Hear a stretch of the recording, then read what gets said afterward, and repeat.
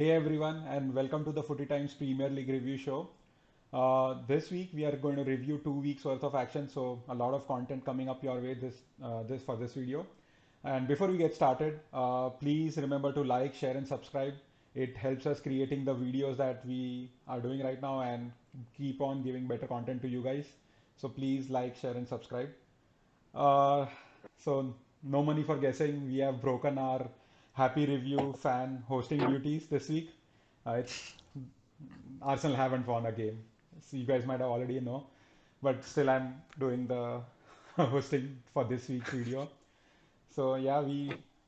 So it's a very sad state, and I'm hoping with this intro, these guys won't make me talk about the Arsenal games. No, we will not. We're not E- going to spare you of that. Either that or this But breaks the jinx. Oh, we'll give you breaking the our word that jinx. you won't be bantered. No, that's fine. I mean, Yeah. If for what that's worth. as I said, 2 weeks, I think 2, 3 weeks before, it's at a point that I don't even know what I'm like. Am I heartbroken? Am I feeling sad? I don't know what's going on. So Numb is the word I yeah, think you're looking for. it's numb at this point. But anyways, relegation action, I guess. So something to look forward to every week, getting those precious 1 points and trying to stay above the water, I guess. So yeah, I think we have a lot of content, so let's get on to the first game this week. I'll hand it over to Avinash to please take it away. Yeah. Yeah, I feel a little sorry intruding on your grief with Liverpool's games, but yeah, I mean the show must go on. Yep. We've been there too, to be honest. I know how you feel. We were in the relegation zone this time 10 years ago Oh wow. under Hodgson. So yeah, these things go in circles. So chin up, things will turn around. But anyway, yeah. So the Liverpool Tottenham game, yeah, there's so much talk about it, so much hype. It was billed as this top of the table clash, Jose versus Klopp, a clash of two styles. And to be honest, I thought it really lived up to that, which I wasn't necessarily expecting. And it was because it was such a clash of styles. I think it made for a very, very absorbing and riveting game. And it was kind of, I was on edge throughout. I was really nervous before the game. I think I mentioned it to you guys as well. And the game sort of panned out like that. Even though Liverpool were really good, they came out of the trap so fast and they completely overwhelmed Tottenham. I thought the intensity and the attacking intent was right up there. They just didn't let Tottenham breathe. And even though we always knew that Tottenham were going to pretty much defend, but then I don't think even if they wanted to do something different, they had a chance to do that. The way Liverpool started the game, and obviously clear-cut chances are hard to come by when you play against Tottenham. But given we still managed to create a few opportunities, had a few. Mane and Curtis both had opportunities on the edge of the box where they opened up shooting opportunities. And then, yeah, I think the pressure eventually told with the goal that we did score. It was a bit of a jammy goal, a couple of deflections. But, that's kind of what happens when you put so much pressure and have so much of the ball and you're moving the ball at such high tempo that something will go your way. And I think that pretty much the rest of the half maintained the same script for the most part. It was just attack versus defense. And Tottenham, I think it was interesting the way they started. They went with a different shape to what we are accustomed to. It was more like a 4-4-2, kind of like the two banks of four. They put Sissoko on the right while he usually plays centrally alongside Højbjerg. So Sissoko on the right and Bergwijn on the left. And I think the main job was to track the fullbacks and make sure there's absolutely no space for them. And that's kind of what happened. Robbo and Trent weren't really able to influence the game that much, I thought. Uh, and they kind of sacrifice the center for that. He put Lo Celso alongside Højbjerg, which basically gave us a man advantage. And Curtis Jones was getting a lot of space and he was causing a lot of problems. And the goal also kind of came like that. Jones kind of broke into space and then Yep. he stopped in the box and the ball broke to Salah. And then they had Kane and Son up front, which kind of makes sense. Which is, I mean, as I was telling you guys before the game, I was worried that we had a 19-year-old centre back in Reece Williams up against the most prolific duo in the league. Yeah. But really, I think we really handled them well. Kane didn't get much of a kick. We got tight. Reece Williams was actually really, really good. And as the stats say, he won the most defensive duels during the game. He won all of his aerial duels, which is more than any other player on the pitch. So, but then, Tottenham, it's so frustrating how they managed to do it. one shot, one goal. It was just one counter attack where they managed to break free. Great work from Lo Celso. He went on a run. The great through pass to Son. Maybe Reece Williams could have stepped up earlier, and that offside was. I don't want to make it sound like some kind of conspiracy theory, but if that happens to Liverpool, the review is minimum 1 minute or more. I was shocked at how little time it took.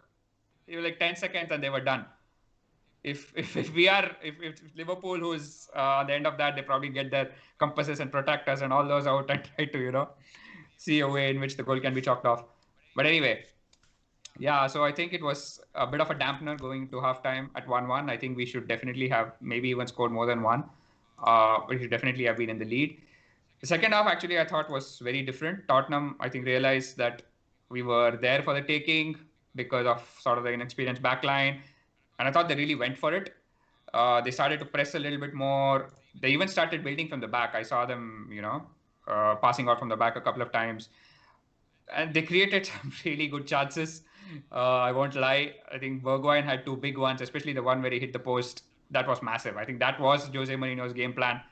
Almost executed to a T. If he had scored that, it would have been a masterclass. But he didn't. And then Kane missed, a free header of the subsequent corner, which resulted from that, which was also a bit of a shock how that happened. And yeah, after that, I thought Liverpool sort of got themselves together well. They sort of started exerting the dominance once again. Got in behind a couple of times with Salah and Mane. Should probably have scored. Mane should have scored. He hit the crossbar.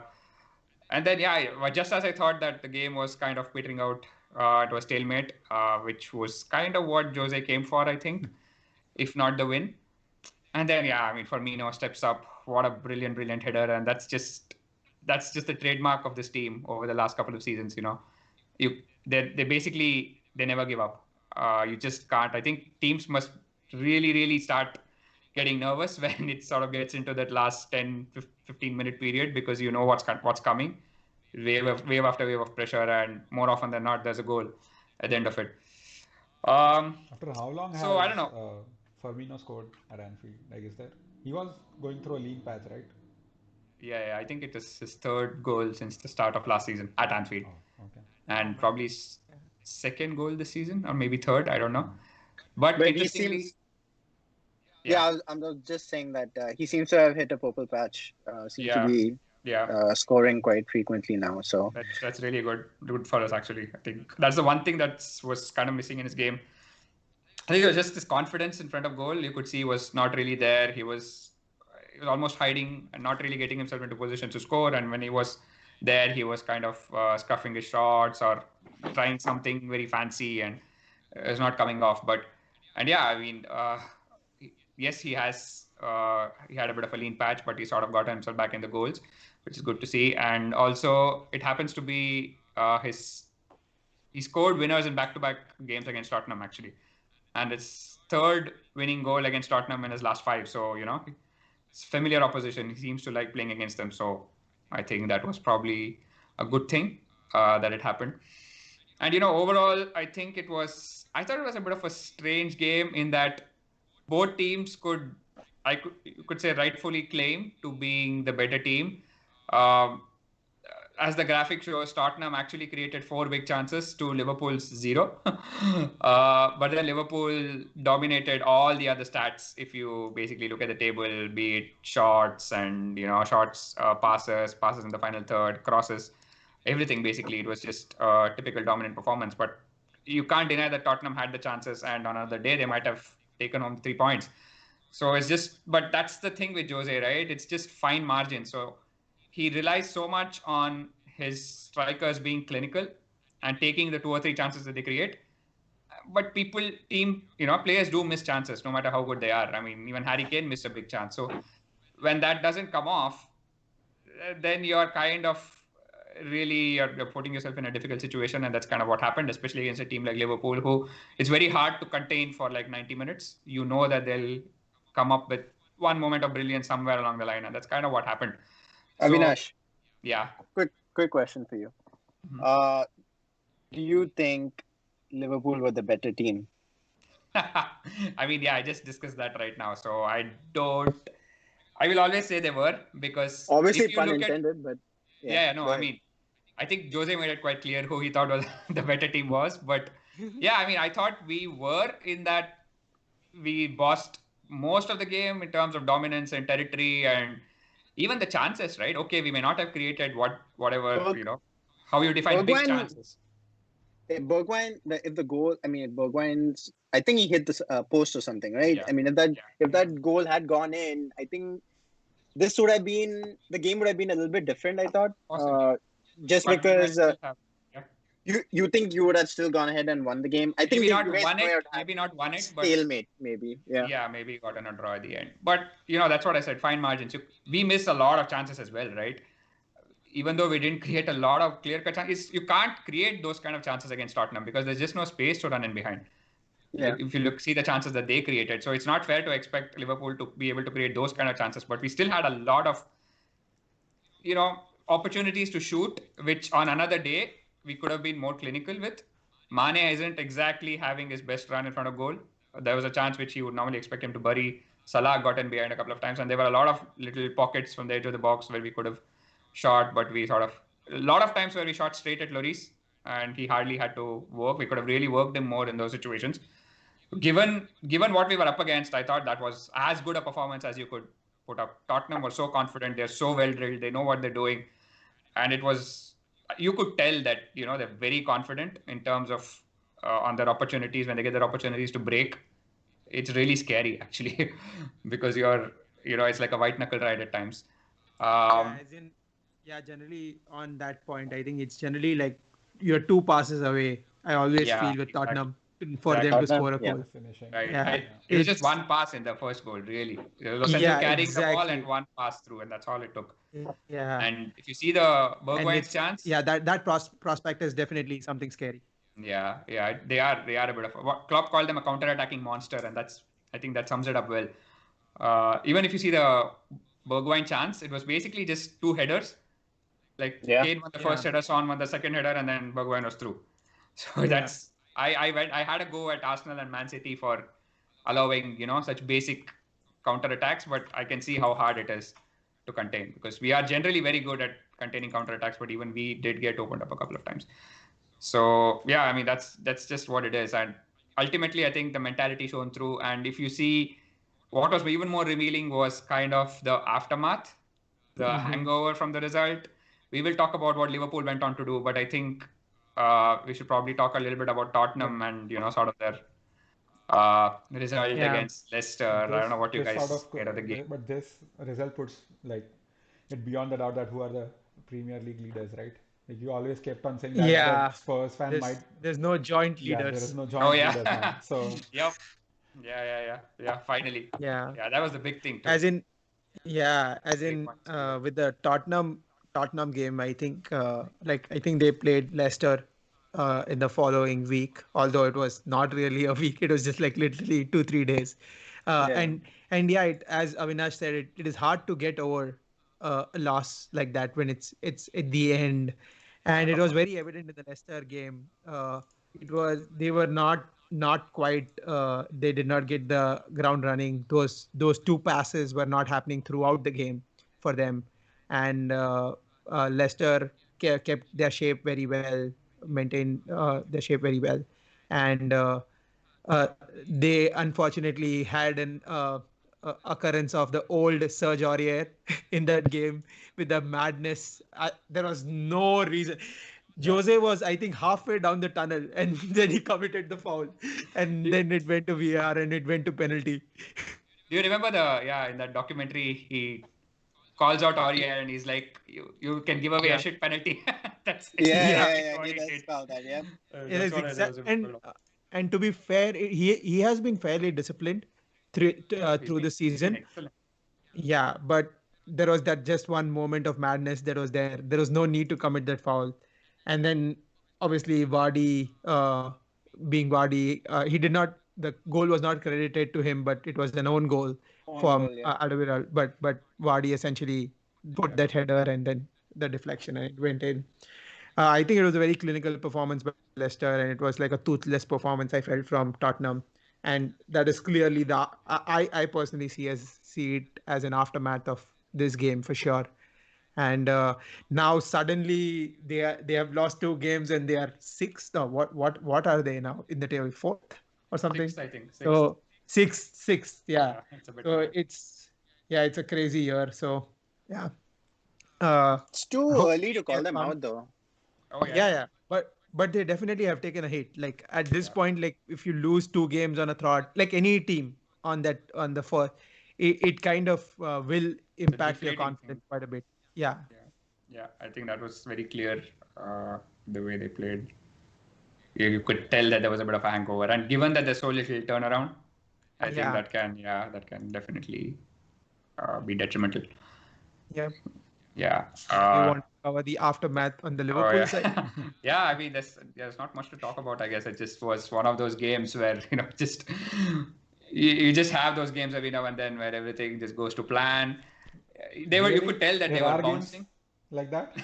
I don't know. I've never heard of Yes. those before or ever seen that. You had Which those one? long ago under Wenger, but yeah, anyway.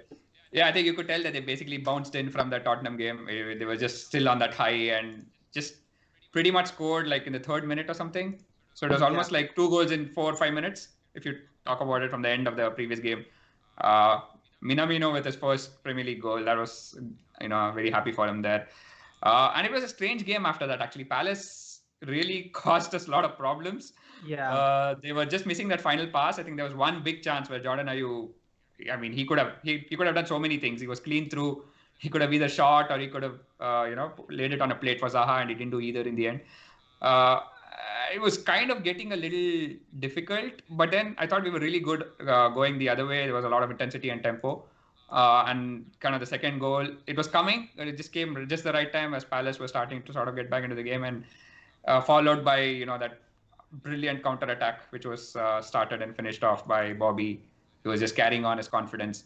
And yeah, I think 3-0 at halftime, that was pretty much game over. And anyone who thought there could be a repeat of Istanbul from 2014 were, I think it didn't last long because Henderson scored the 4th, I think, right after halftime. And then after that, it was just the Salah show, basically. So, I think a lot of FPL owners would have been devastated at the start when he didn't start. But he was my captain, so I was very happy. He came on, scored 2 goals, 1 assist, can't complain. I was like, whoa, did I miss a trick by not captaining him? But then the one I did captain did a pretty good job. We'll talk about that later. So I mean, that was just one of those games, like I said, it was just an amazing result and just a statement victory. And if I just look back on that week, it looked like a make or break week at the start, and it started so badly against Fulham. Again, sort of injuries. Haven't really gotten all the players back yet. But we have suddenly now at the end of the week, we are 4 points clear, which is actually massive. If you see how tight the table is, 4 points is like 10 points. The way the season is going, and top at Christmas for what happens to be the 3rd season in a row. So I just realized that actually yesterday. So, and an interesting bit of trivia. So there's only 3 times in the last 12 seasons that a team who has been top at Christmas has not gone on to win the league. Can you guess who they were? Arsenal. You got one aspect of that right. Arsenal. But it's not. Arsenal have been masters of like being in the lead in December and then just giving it off. That was also Man City. No. Was Man City in there? No. No, it's actually Liverpool, and it's Liverpool on all 3 occasions. So you did get that right. So I think it was 8-9, 13-14, and 18-19. All 3 occasions they were top, and they managed to. So then you should have tried not to be first then this time. Oh, but we did win it last time, so I think we've broken the. Oh, you broken the jinx. Okay. Yeah. So I'm not so worried about that anymore, and I think this team is kind of above those kind of meltdowns. Anyway, fingers crossed. Hope I don't speak too soon on that. So I mean, that's just it's a good place to be, and it looks like we have a kind festive schedule coming up. It's 3 games which should be winnable on paper. I think West Brom, Newcastle, and Southampton, and it's also spaced out over like 9 days, which is probably the most of any team, the most time that any team has got basically in between games.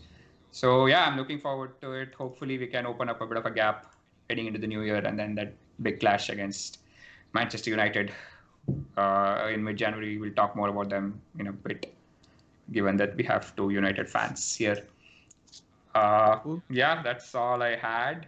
I think we can move on to the most eagerly awaited part of the show. For who?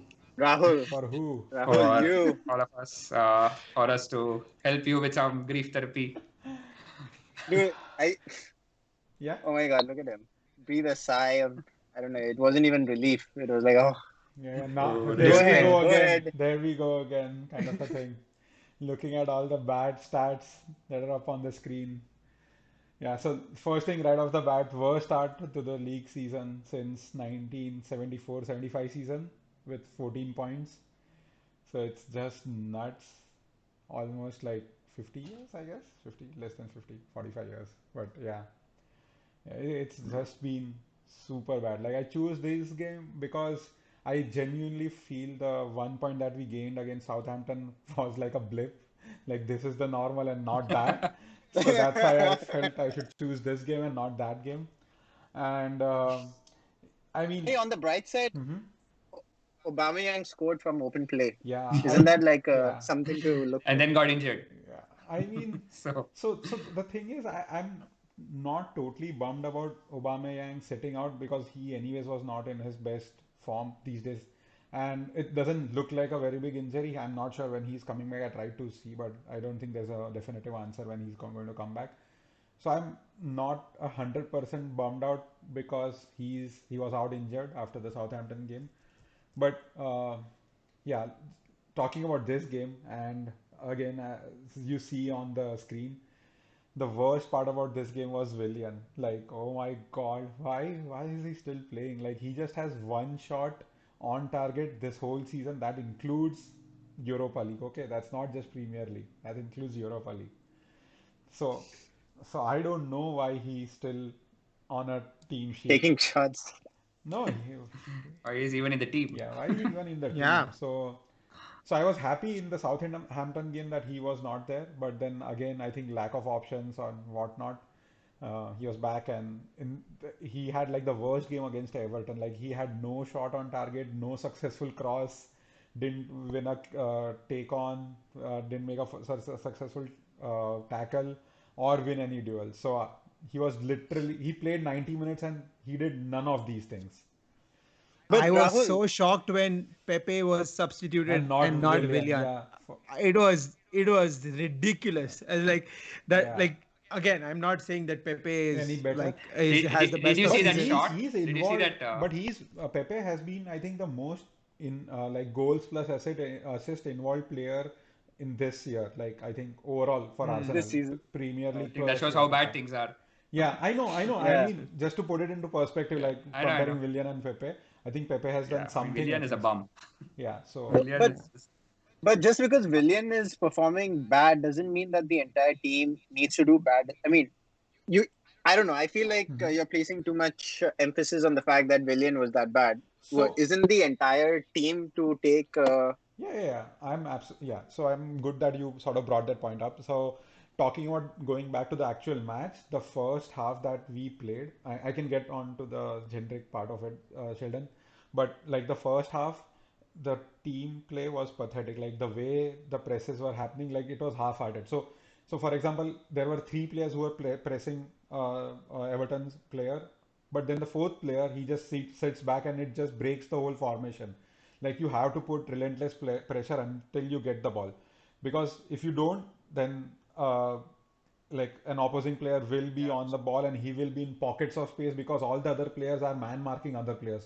So there were a lot of, if you see in the first half, there were a lot of open spots between the like the middle of the park where Ceballos was lost and he was either on either wings. The midfield was completely clear and Eddie Nketiah, he had to come deep to sort of defend and take balls from Everton in like around the halfway line, and that sort of broke our play in the sense that we couldn't get a lot forward because there was no one forward. Like you see a couple of times, I think Luis tried to advance with the ball. He made a run almost towards the half line, and there was no one in front of him. Like Nketiah Never. was behind him. So that was like a total disastrous first half that we had. Like there was no team play, there was no plan of what was happening. So yeah, I would. So it was a bad sort of team effort to your point, Sheldon. And the other part of it is what I'm trying to say is Willian plays on the right hand side. So on the left hand side, if you see Saka and Tierney was like the best player on the pitch. Like he kept Yeah, feeding passes, exactly, and exactly. the chemistry between him and Saka was amazing on the left. And to talk about like Willian specifically on the right, we have been missing that. Bellerin has not been performing, neither has Willian. So that right hand is like totally up for grabs for the opposition halves. In fact, And the center. sorry, I mean And the center. just in terms of creating chances, what I'm talking, yeah, central. Yeah, I know most of your attacks seem to come from there. Yeah, I mean, at that is least like a whatever big, intention is there. right. That's a huge hole. Like no play coming Yeah. from the middle of the park. That's like, No, yeah, that is another topic. But yeah, Rahul, yeah. you know what? So the best I feel Arsenal have played Mm-hmm. was against Manchester United, and then they were like pressing like crazy. Mm-hmm. Like, but when you look at these games that have been played recently, especially the one against Everton, like you said, there was barely any pressing. Do you think they're being set up a certain way so that they don't concede? So instead of having people, Mm-hmm. go forward and kind of, so do you think it's a coaching thing that Arteta is kind of having them play Yeah, it uh, definitely looks like behind and just, take on yeah, the go ahead. break. On the break is what you're saying. Yeah, Yeah, it definitely exactly. looks like a game plan that way. It's not working out. I don't know why he isn't changing it. Like it definitely worked in the earlier half of the season where our pressing game, in fact, I have called it out in a couple of videos, or initial videos, where we definitely like the pressing from Arsenal was amazing, like the initial part of the game. So it definitely seems like the plan from Arteta, but it's just that he is not getting that support from the player. And to be honest, there has to be a game like change of plans from Arteta also. That you need to be more creative for in building different sort of plays. I think. But Can I say something here? yeah, go for Yeah. it. Yeah. So I think something I've noticed. This seems like a classic case of being caught in between the two approaches. Whether early Fully on in commit or Arteta's reign, not. they were Yeah. playing counter attack mostly. Yeah. Defensively organized, pretty deep. And then yeah, like you said, early in the season they were pressing high. When you talk about only the front three pressing and there is nobody backing them up and there's big pockets of space, that's a classic symptom of sort of Overdoing. not doing it, Yeah. not doing either Yeah. properly and kind of being stuck. And another thing I've noticed, I don't know if you've seen some of the stuff Arteta has come out with recently. The one we already spoke about is the sort of the number of crosses and eventually being able to score a Right. goal, mat and all Probability. that. And now Yeah. he's come out with even more stats Oh and yeah, yeah. There was this he's saying ridiculous things like, yeah, on paper, like just basically percentages, right? He's right, talking right. about these Yes. many shots, you take this many, create these many chances, Yeah. eventually we'll score. And I don't know. I just feel like something is wrong. No manager shouldn't be coming out and talking like that. And I just feel like that percentage football is what Arsenal are trying to play. Mm-hmm. They're just, Mm-hmm. I feel like that at this point they're just so scared that they're really scared to sort of create through the middle. They're scared to commit players. They're scared to go all out press. Yeah. They're just sort of the minds are scrambled, and the players and the manager and everybody is nobody seems to know how to recover and find some semblance of a plan, Yeah. something to put them back on the right track. And everybody seems to be learning on the job, and it's just yeah, that's how I see it. Disastrous. Yeah. Has he lost the dressing room? Do you think?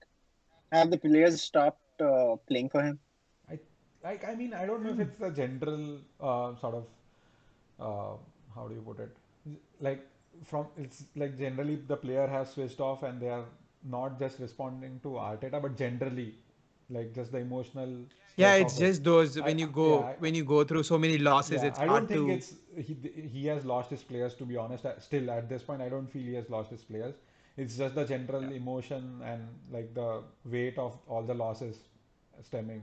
I think that's what But more it is. May, maybe I'm wrong in comparing, Arsenal and Man United, Mm-hmm. and the fact that both of us have like fairly. I mean, Ollie obviously has a lot of experience coaching wise, but he's still new to the Premiership and stuff like that. Mm-hmm. There was a series of games where he had like a really bad spell, but you know what?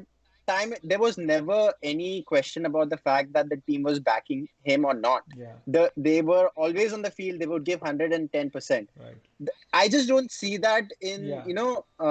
the Arsenal team right now. I think that's just the Yeah. players. I just Exactly. I don't don't think know they if have it's it in them right. to put in that kind of effort and commitment. It's just Yeah, that it's a lot has of been a dead wood. problem with Arsenal I for read a long somewhere, time. like it So obviously many. came from a raged Arsenal fan, I'm assuming, but like what he claimed was like Leno, Bellerin, sorry, not Leno, Turney, Saka, Martinelli, and Gabriel, the defender. Just keep all of them and just flush out everyone else. Like just have, As in, it's fair, right? It's Overcall it's has it's been a needed. fair point. yeah, Yeah. Yeah. And they keep giving contracts to people like Willian, which yeah, is, it is yeah, I mean, it's just a mess from top to bottom. right. We talk about Manchester United being a mess. I mean, Arsenal are just giving them Yeah, competition right now. hold RB up. And yeah, one more thing that I wanted to just bring up is like I think that there was this initial thing with Arsenal fans about defending Arteta, but now I think with that some of the decisions are Yeah, just there is shocking. no, As yeah, in, Yeah. I could not for the life of me understand why did not Lacazette start the game yeah, me too. and I have no idea. Nketiah starting the game. Yeah, I don't think he As in, trusts them. no, the weird part is that some positions he wants experience, and then he doesn't really pick them at the right positions, like at the striker position, right. and like again, it is hard to say what would have happened, but Nketiah had a brilliant chance in the game, Yeah. and Yeah. I'm pretty sure if it was Lacazette. if that chance would have fallen to Lacazette, it would have been a different outcome. Hmm. But yeah, I just feel But the only silver lining in the Everton game was that you guys did not get a red card. That's pretty much the only silver lining you had. and Martinelli is back, so he played. So Yeah. Yeah. Oh, Oh yeah. yeah. That was yeah, one good I think thing. Martinelli. even Lacazette is struggling, to be Yeah, I honest. think that's the This reason, just Nisar. I was everybody about is to sort say. of the level has dropped Yeah. because of the lack of confidence and just the team structure not being right. There's a coaching problem. There's Yeah. just problems everywhere. I But mean, what can we say? like second half, I think was a bit better for us. Like we did play a bit better. Like there was some passing game and people were sort of advancing properly, and there was pocket of space that sort of Arsenal players Yeah. played. So second half was definitely a bit better, and sort of just to quickly go over like the first game against Southampton, which we got a rare point, I guess, and broke our losses at home sort of sequence. Like the goal that you guys was mentioning, it definitely felt like made me happy. I would say it was a classic Wenger era kind of a passing Yeah. goal, one Exactly. touch passing That's what and I all. thought. And Yep. Yep. again, Yep. Saka was the guy who sort of made that possible. I always keep on saying like he is the only player who's sort of giving his Yep. all, and it sort of showed in that goal. Recovering from a tackle, not going down, dribbling past two, three defenders, giving it. He seems to be the only one who has sort of still Yeah, has that confidence to right, play his game. right. Everybody just seems to be, even if they are good, and I don't think they're good enough in the first place, but Yeah, they still. I mean, Willian. I've seen Willian play amazing games. yeah. Oh Like he yeah, can be he carried unplayable at Chelsea times. after Hazard left. Yeah, that's Like, exactly. Yeah. Like Yeah. yeah, Yeah. he's not consistent, but when he plays well, he really does. right. He, he's got I the full think I but think for can't that he drop has to be out of like he has to be running out of contract. That is the the ball. only time where Willian Yeah. plays well. Yeah, And yeah, Arsenal will renew his contract can't if he argue with plays that. 5 games properly. So you know that. Yeah, that's So a fair yeah, point. and Gabriel got a red card in that game, so which was like I think the Yeah. sixth, Oh seventh my red God. card that Arsenal got in the last 12 months, which is ridiculous. Oh, So that was a bad display. But the Southampton game was like a bit better, I guess, considering all the games that Arsenal played. Like there was some sort of motivation and there was some gameplay and there was some linkage going on. So that Mhm. game was a bit better, I would say, but obviously not at a level, and we couldn't get all the 3 points. And I guess we were lucky because I think Nathan Redmond hmm. had a chance where he hit the post, like, and the defense was Mhm. all See, over the place for Holding could that. have Holding could have scored. Yeah. Right at the end. Right at the end. Yeah, right Yeah, at the end. Holding hit with the the post with the header. header. Yeah, with the That header. would have been like a smash and Smash and grab. Right. Yeah. Yeah, Yeah. And even that's not going their way. So it's just, yeah, yeah, basically not even luck is on their side. So it's a little. yeah. So yeah, I don't have anything else to add, I guess. I think the other one stat that I sort of stumbled upon was that it's been 5 games since we have scored an open since we have scored a goal from open play in away games. So Yeah. It's a typical Arsenal stat nowadays. yeah, I mean something to This kind of. assure. Yeah, so I'm Open Oh, away. yeah, I don't have anything I else. think we should probably move on. Yeah, let's I Yeah. don't mind Uh, going to miss. From yeah, I mean, from some sadness, let's move on to some jubilation Nisarg, and talk about some Man United go games. for your high scoring games, Nisarg. Yes, yeah. Today again, I'm coming back to my old habit of covering a high-scoring game, which is Manchester United versus Leeds United, 6-2 to Manchester United. It's an amazing, entertaining game, even from a neutral perspective, I feel.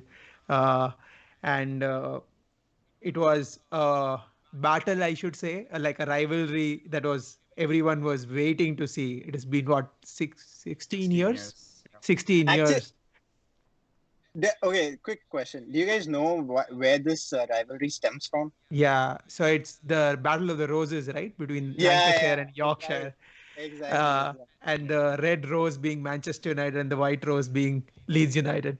Uh, so yeah, there is a lot of history. There is a lot of very bitter rivalry between the clubs. Unfortunately, there weren't fans in the stadium, which would have been icing on the cake or cherry on top of the cake.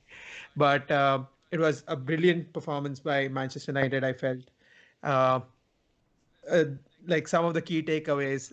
Surprisingly, we were mentioning Harry Maguire again. He seems to have won quite a lot of duels and interceptions. But again, I still feel he's the the worst defender out of the pair. To be very honest, I prefer Victor Lindelof over Harry Maguire. Maybe you can assume that you bought Victor Lindelof for 80 Just million that and his Harry Maguire price for tag 40. is forcing him to be Average it every out. game. You can pretend that So Lindelof was the one who No, cost but 80 and Maguire cost 40. yeah, Helps you sleep at sure. night. sure. Uh, Yeah, if I can convince myself for that. And Just a on good top of one. it, it was a great attacking performance. We had like 20 dribbles in the game, which was great to see. 14 shots on target. The score line could have easily been like 12-4 or 12-5, like on any other day. It was Leeds came up with their typical man-to-man marking, as you can see in the image, and they have a 4-1-4-1 4-1-4-1 formation, and Calvin Phillips as the holding CDM for Leeds. But and he was supposed to basically man mark Bruno Fernandes, and Bruno Fernandes basically just played him all around the park. Looking for a I ride. felt, yeah, and because of the one-touch passes, they were able to break the man mark fairly easily and consistently, and also Scott McTominay, like out of nowhere, he had the game of his life, if I can tell that. He was very aggressive. I think, again, I personally feel that this was by design, that he was specially told to not hang back, because in a lot of other games he has played that CDM role, which I don't think quite fits him very well. 86% pass accuracies, 7 ball recoveries. All the stats were in Two his goals and favor. one He pretty assist. much had a 10 on 10 favor. He scored 2 goals, 1 assist. So a complete midfielder performance. Like for once, I felt that it was like the classic, like the CM role, where we before the new times where you have this CDM and attacking midfielder. This was like a pure midfielder kind of a game. Like a midfielder in Who the does olden everything. eras was supposed to do everything. So it felt like a perfect midfielder game. And also Manchester United scoring 5 goals, 5+ goals in a game only 5 times after Ferguson, and it's all under Ole. So some praise has to be given to his name. Also, if you look at the XG, I could not verify, but I'm pretty sure this game in terms of XG has to be the On the highest, highest, yeah. one of the highest in the leagues. And Daniel James, I have to give a shout out to him. He had a really good game. I don't know whether it was an audition for him to. I don't know whether you guys know, but he was very close to signing for Leeds. Uh, and then he came to Manchester United, and there are talks of him potentially leaving. Not sure whether this was a good audition uh, or not. But anyways, so all in all, can't be super happy. Very very excited about this performance. And I also wanted to just bring up a fun stat. A friend of mine shared it with me. So Liverpool conceded 7 and United conceded 6 in the I was same going to week. mention that. Liverpool scored 7 Yeah, and United scored 6 in the same week. And 13 goals were conceded in the same week and 13 goals were scored in the same week. So we are kind of matching you guys. We might be there and thereabouts. So let's see whether we can continue the run. And yeah, as in United was coming off a good win against Southampton uh, which was also a much needed 3 points, and I think a good confidence to take. And yeah, we are winning at home again. Sheffield United, thankfully. right? I was Yeah, sorry, Sheffield United. My bad. Yeah, Sheffield United. From a United fan perspective, especially from someone, if you've watched our videos earlier, I've clearly stated my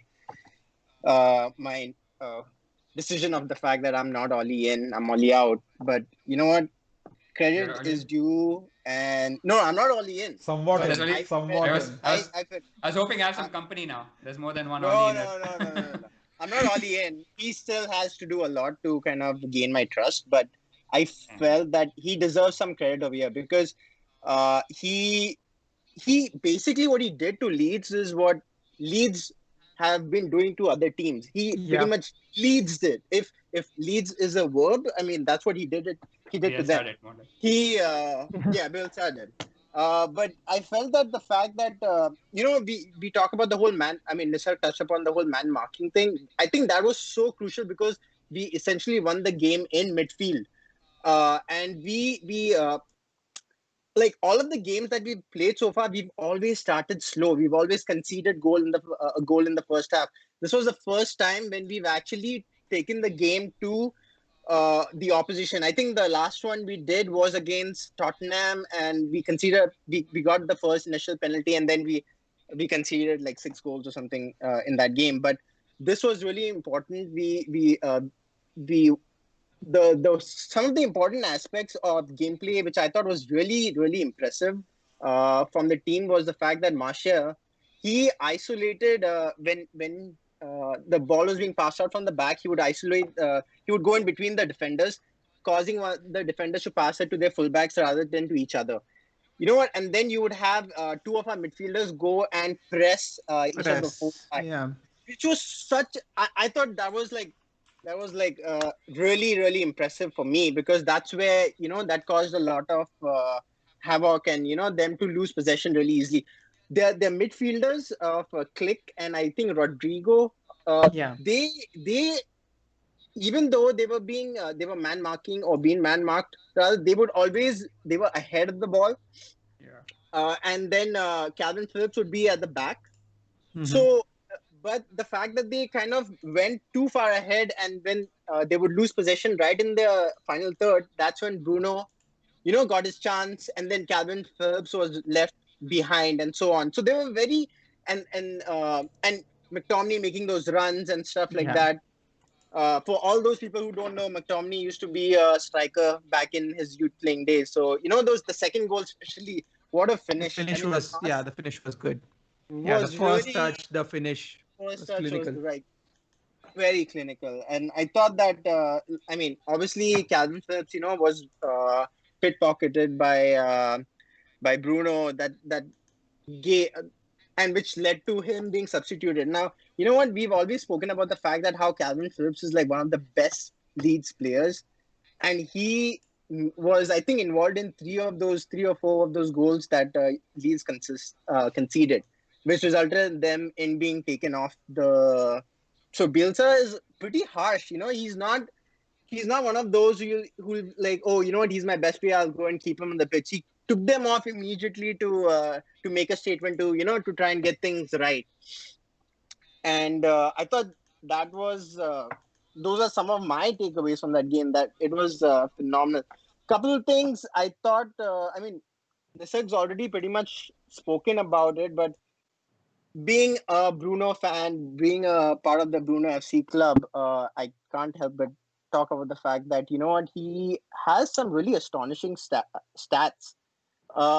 Since Bruno's debut, Mo Salah has been the only one who scored more goals in the league, which is 20 goals. This most of these stats, it's been a thing on Twitter.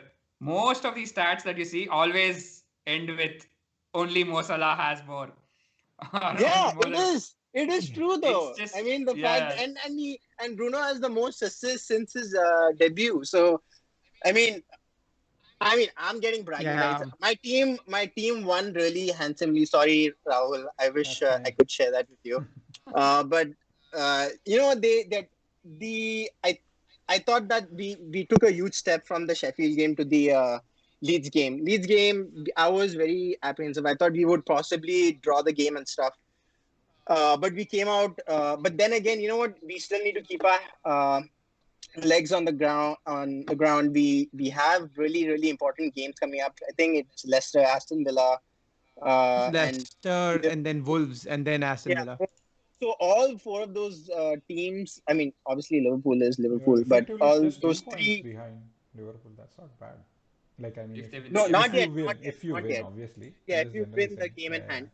But this is the closest we've come at Christmas to being in contention of the trophy.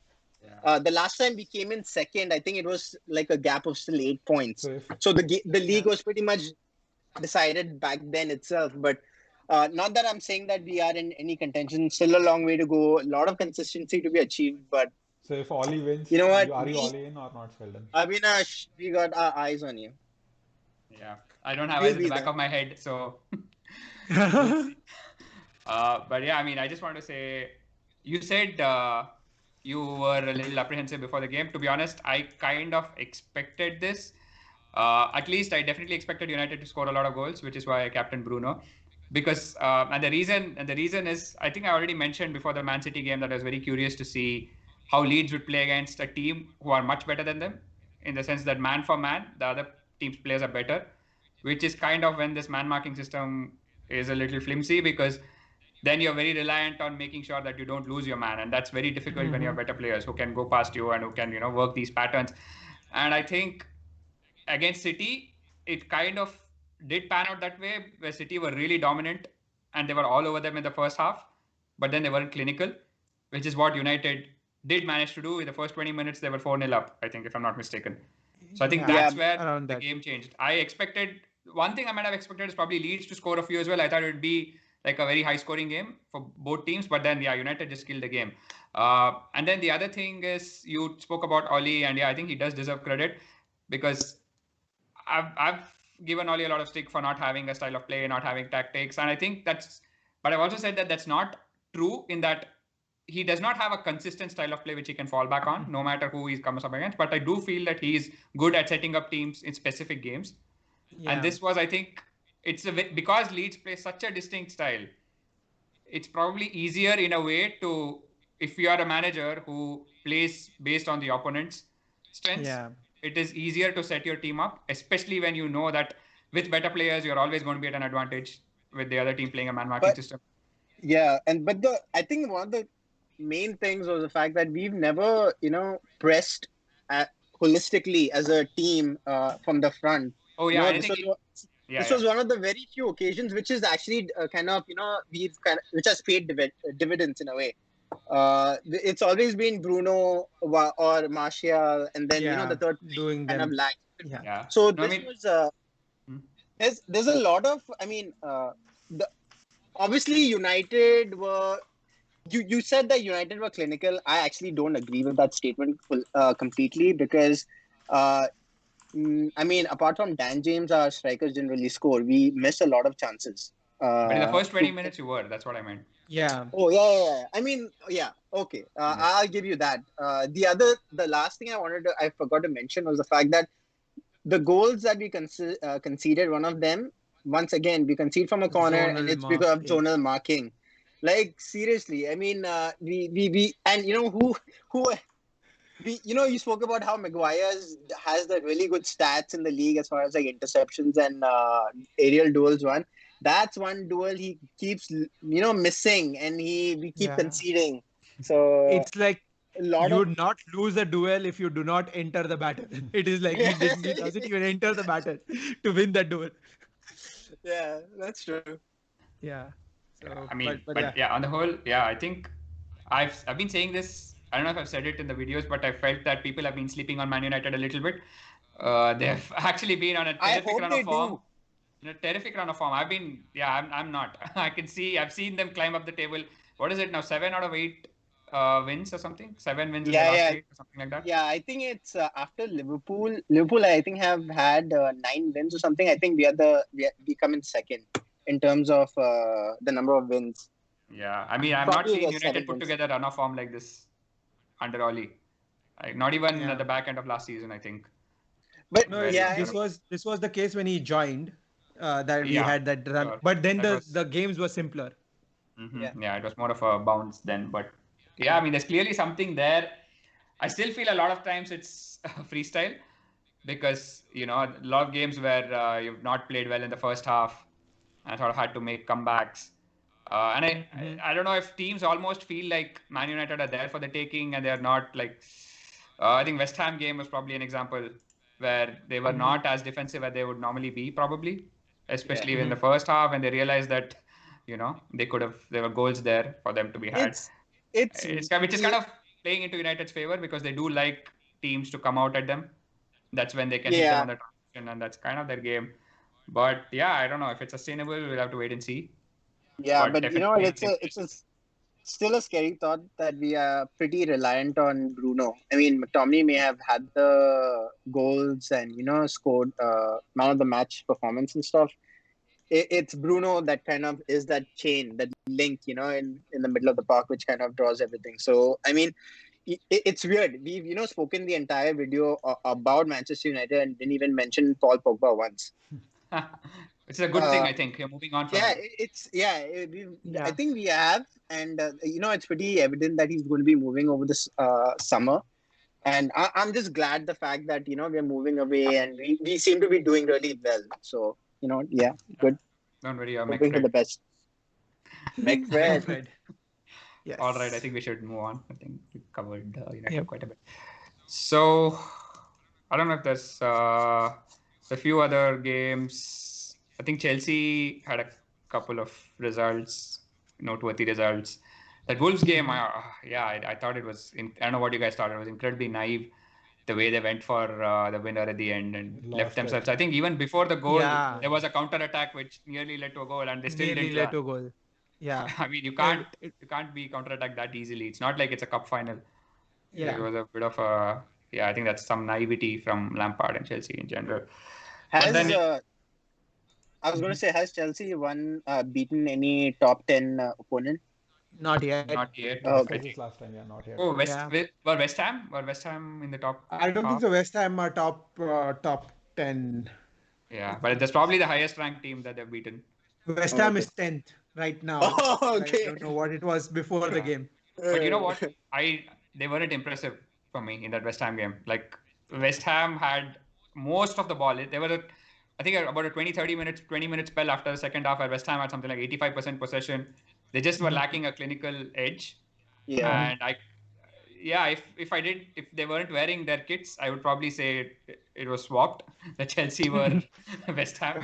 West Ham. So yeah, I wasn't impressed. And then they just managed to get that goal, the second goal, I think, which sort of killed West Ham off. Tammy with 2 poachers finishes at the end. And yeah, I think Chilwell is a bit of a miss. Chilwell got injured during the game, I think, so that'll be. Even Reece James did not play the last game. Ziyech is injured, so I think Pulisic is. Yeah, is it's surprising that still like Kai Havertz is not I think Havertz doing is anything impressive. I actually was a big fan of Havertz. So I think he's Both the I German remember. players, right? Yeah, Werner is the bigger One is disappointment. also, yeah. He's supposed to be more ready-made. He's older. He's more experienced. Uh, yeah, I did I don't have my. know. I've had my doubts about Does he Werner. fit? Was that? I was going to say, does he fit? I think. The way Chelsea play. That's my. Yeah, I don't think fits as a centre forward. I don't think he's Yeah, ever because played as a centre forward all his He career. has the Actually, he's pace more and like a everything second to striker. instincts and pace to sort of make that work, right? Like as a center forward. Yeah, he's No, more like but a more second of that striker, I winger think. kind of Yeah, second striker who he, can run behind. He cannot right. hold the he's. ball. I don't think so. Yeah, He can Oh hold yeah. the ball. I that's don't the know weakness in his game. Yeah, His I don't know if you all-round guys. play leaves a lot to be desired, and even like I just feel like he's good at one thing. I had this feeling even when before the season when we were in for him, and then sort of Chelsea came in. I always had those doubts. He's very good at running in behind, but then his all-round game is not great, which means he can't play up front, and his finishing has been actually abysmal. Yeah. I've seen him miss chances for Leipzig, but he still managed to probably get so many chances that he scored a lot of goals. But his finishing has been diabolical. Like he's Yeah. missing such Sitter. clear-cut, easy chances, Yeah. and I think Chelsea's fans are kind of starting to lose a little bit of patience. So, you were saying something, Sheldon? Well, I was going to say that he's modeled his game after Rooney. He, I think in an interview, he said that he's a huge fan of Rooney and the fact that he looks up to him and stuff like that. So I don't know if you noticed. I mean, his playing style is pretty similar.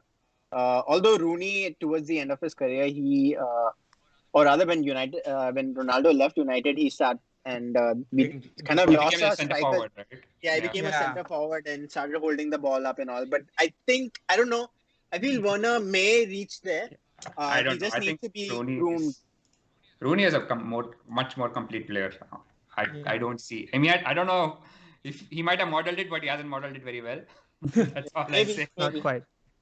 Yeah, I think. Yeah, and one more thing I wanted to mention was the Manchester City games, the 1-1 and the 1-0. We were talking about it before. For some reason, the only adjective that comes to mind is boring, which I would have never thought I would have linked to Manchester City. But like, what has happened to them? They're playing such boring football. But yeah, they're getting the points. Hopefully, it is like kind of I don't know whether they're warming up to their style. I think they're missing I a hope goal. not, but yeah, Yeah, they're It's missing going a to be striker. It's a big difference. Yeah, it's going to be a tough season for Manchester City, I feel. Like they haven't replaced Silva and so it's tough. Yeah, I think No, it and all. I heard they are also not going to get a striker in January, which makes it really really weird. Like It's hard to find. I feel January is going to be. Yeah, Haaland is probably the one that after, but I don't know if he's going to be available in Jan. He's not. For me, it's all about Aguero because I still feel somehow that City are the main challengers, even though they're so far behind. I feel like they are the only other team who have the staying power to kind of maintain that they can go on a run of wins essentially, and they've done it before. It's just Aguero. I think that's going to be the difference if they can get that clinical edge from somewhere. I don't know. Jesus has not really shown. I feel like Aguero has kind of. I mean, he may be on. He's probably reached his peak, and now he's probably on his way down. Definitely. Yeah, but it's just. Yeah. I don't know. I think it's naive of Pep and Man City to not, if they want to get someone on loan or even because they need that extra body to kind of bring off the bench or something when especially Gabriel Jesus isn't performing up to his best. Mm-hmm. Sorry to cut you off. I think you were mentioning about the fact that David Silva, they're missing David Silva in midfield and stuff like that. Obviously that's a huge void, right? Yeah, that's true. I think a lot of it is basically funneled through De Bruyne. It's kind of like he's the Bruno for Man City, the way I see it. Yep.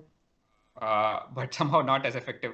Maybe because the strikers are not clinical enough, and generally Man City don't get as much space as United have got in a few games this season. But I think they have a lot of problems. So, but for me, it's just in my head, it's still Man City somehow. It's good. Keep Man City in your head, and then we'll just swoop by. Yeah, let's see. Cool. I think we Uh, have covered everything. mhm. Yep. Right. I think we should probably I wrap think up.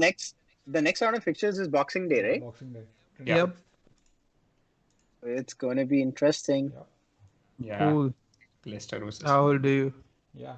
Rahul, do Hopefully, you want to close it off? yeah. Hopefully, let's see if Christmas Santa brings good points or some sense London into us. Derby. So yeah, with that, Yep. No. Santa's not bringing anything. He's in quarantine. So 14 days afterwards. I think he already is in England. But anyways, yeah. So let's see how it goes. But thank you for bearing with us with a relatively long episode, I guess, with 2 weeks worth of games. Please again like, share, subscribe, and we'll see you guys next week. See ya.